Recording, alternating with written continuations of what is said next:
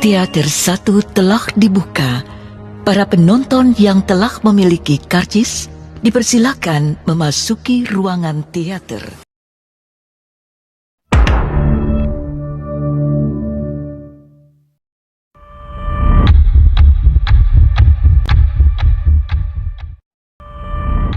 Assalamualaikum warahmatullahi wabarakatuh. Salam Om Swastiastu, Namo Buddhaya, dan salam kebajikan.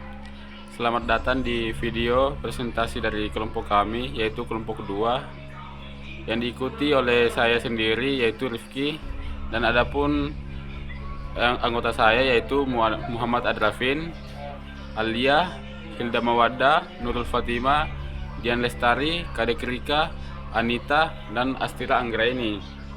Sebelumnya terima kasih kepada Ibu Fetni SIK MAP selaku dosen pengampu yang telah mempercayakan kelompok kami untuk membawakan materi ini. Nah, pernahkah teman-teman bertanya tentang apa perbedaan teori klasik, tradisional, dan teori mutakhir dalam perspektif organisasi? Maka untuk itu mengetahui hal tersebut, saya persilahkan kepada pemateri kelompok kami untuk memaparkan materinya. Nama saya Muhammad Adrafin, NIM 221020362. Yang pertama, saya akan menjelaskan teori struktural klasik atau tradisional. Ini berkembang sejak tahun 1800.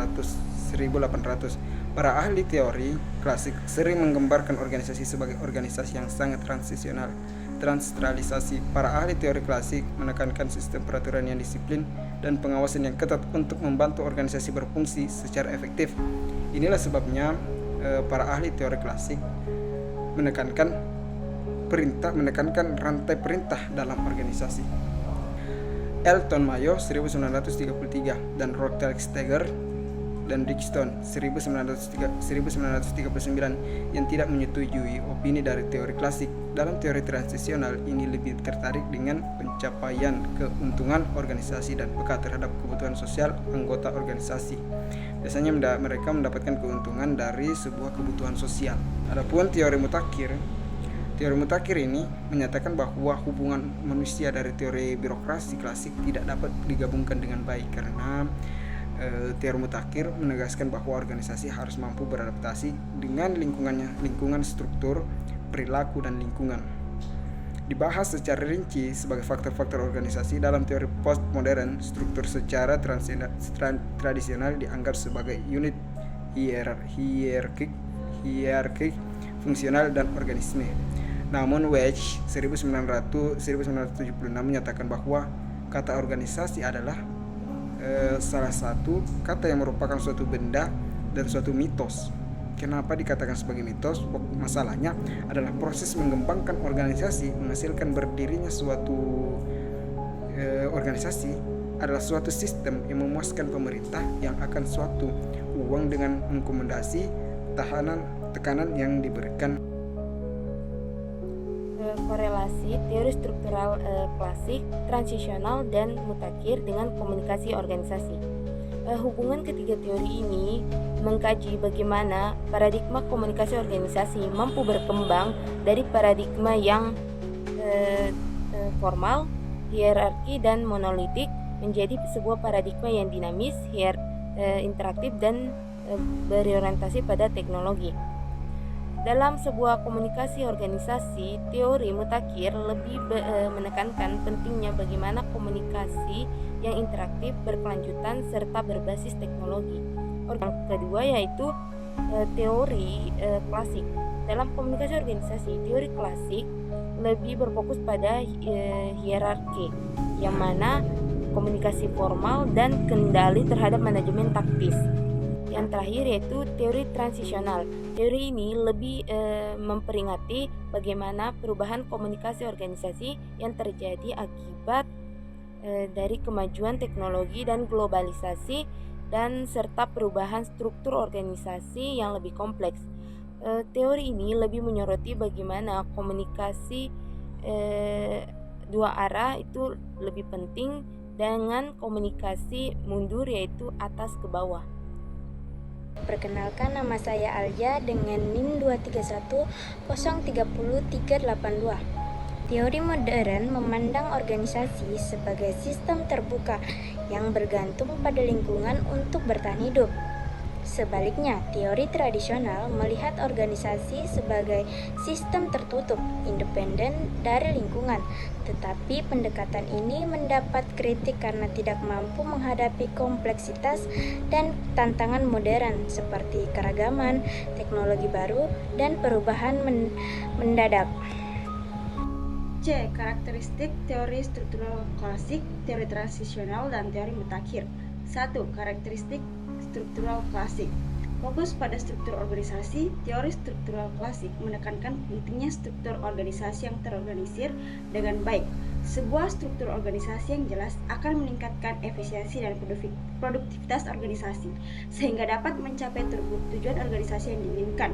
Yang kedua, pemisah kehidupan pribadi dan organisasi. Teori struktural klasik berfokus pada organisasi yang berwenang dan bertanggung jawab. Maka setiap orang yang sedang berorganisasi tidak boleh mencampuri masalah kehidupan pribadi dengan masalah organisasi. Yang ketiga, bersifat hierarki. Teori struktural klasik menekankan pentingnya hierarki dalam susunan organisasi. Para tokoh percaya bahwa memiliki susunan struktur yang jelas akan memfasilitas komunikasi dalam pengambilan keputusan yang efektif. Yang keempat, sistem relatif tertutup.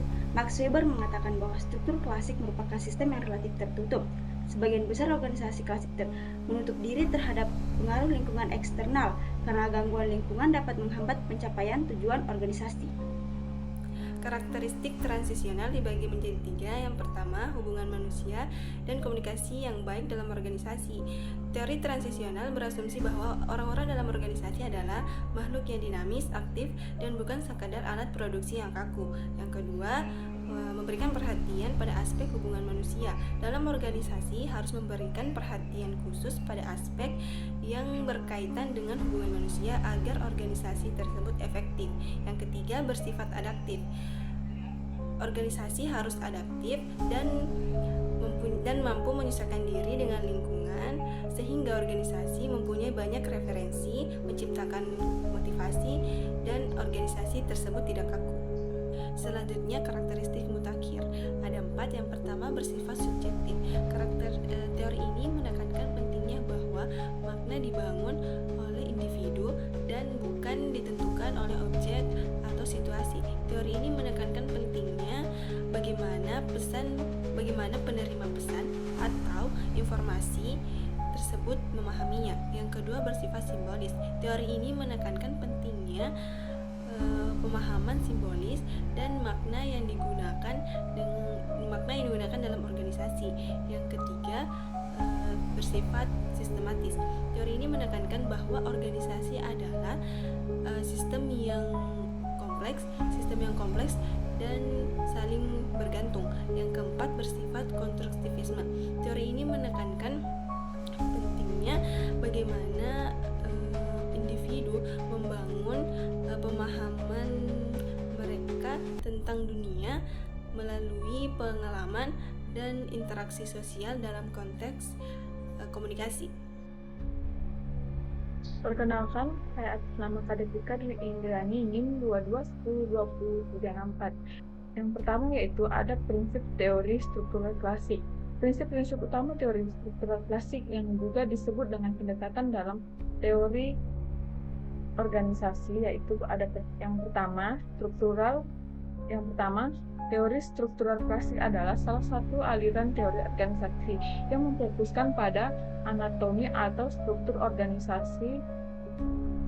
Yang kedua ada kesatuan komando, sangat penting karena organisasi memiliki spesialis tugas yang jelas.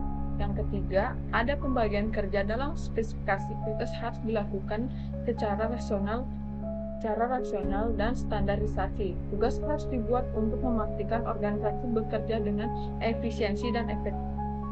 Prinsip yang kedua yaitu prinsip teori tradisional atau dua aliran teori manajemen klasik dan teori manajemen ilmiah. Teori klasik ini mencakup hal-hal seperti ilmu pengetahuan yang menggantikan metode kerja yang asal-asalan, hubungan antara wasit dan gerak kelompok, atau spesialisasi dalam pekerjaan pembagian kerja berdasarkan spesialisasi pekerjaan yang sesuai dengan keterampilan. Selanjutnya adalah tujuan dari teori struktural klasik dan teori transisional. Yang pertama, teori struktural klasik. Teori struktural klasik merupakan teori organisasi yang muncul pada abad ke-19, di mana teori ini memandang organisasi sebagai suatu sistem yang mempunyai fungsi dan struktur yang stabil. Tujuan dari teori ini yaitu yang pertama mencapai tujuan yang telah ditetapkan, yang kedua menyediakan struktur yang tepat bagi lingkungan, teknologi, dan partisipasinya, yang ketiga meningkatkan performa individu melalui spesialisasi, dan yang keempat menciptakan koordinasi dan kontrol. Selain itu, teori ini juga membedakan dua bentuk organisasi, yaitu organisasi sosial dan organisasi formal. Selanjutnya yang kedua yaitu teori transisional. Teori transisional merupakan teori organisasi yang mengacu pada yang muncul pada masa transisi antara teori manajemen ilmiah dan teori organisasi modern. Tujuan dari teori ini yaitu yang pertama meningkatkan komunikasi dalam suatu organisasi, yang kedua menciptakan tujuan organisasi, yang ketiga meningkatkan penggunaan kekuasaan dan kepatuhan, dan yang terakhir adalah meningkatkan efektivitas organisasi. Assalamualaikum warahmatullahi wabarakatuh. Perkenalkan, nama saya Nurul Fatimah dengan NIM 221020366. Teori struktural berkelanjutan merupakan teori organisasi yang menaruh harapan besar pada aspek adaptasi terhadap lingkungan atau dinamika yang disebut dunia luar. Tujuan dari teori ini adalah untuk mencapai efisiensi organisasi dengan memperhatikan sistem dan perilaku yang lebih modern. Ada beberapa tujuan teori struktural. Yang pertama, mencapai tujuan kebijakan organisasi. Yang kedua, menyediakan struktur dan yang sesuai dengan tujuan organisasi, lingkungan, teknologi, dan peserta. Yang ketiga, meningkatkan efektivitas organisasi dengan memperhatikan perubahan lingkungan tempat kegiatan organisasi. Yang keempat, meningkatkan kemampuan organisasi dalam beradaptasi terhadap perubahan lingkungan. Yang kelima, meningkatkan penggunaan teknologi dan inovasi dalam organisasi. Teori struktural mempunyai beberapa teori pendukung, misalnya seperti teori organisasi yang dikemukakan oleh Cartwright dan teori sistem sosial yang dikemukakan oleh Katz dan Kahn. Nah, itulah tadi hasil pemaparan materi dari kelompok kami. Semoga materi tadi dapat teman-teman pahami dan dapat bermanfaat bagi teman-teman semuanya. Cukup sekian dari kami. Jika ada salah kata mohon dimaafkan.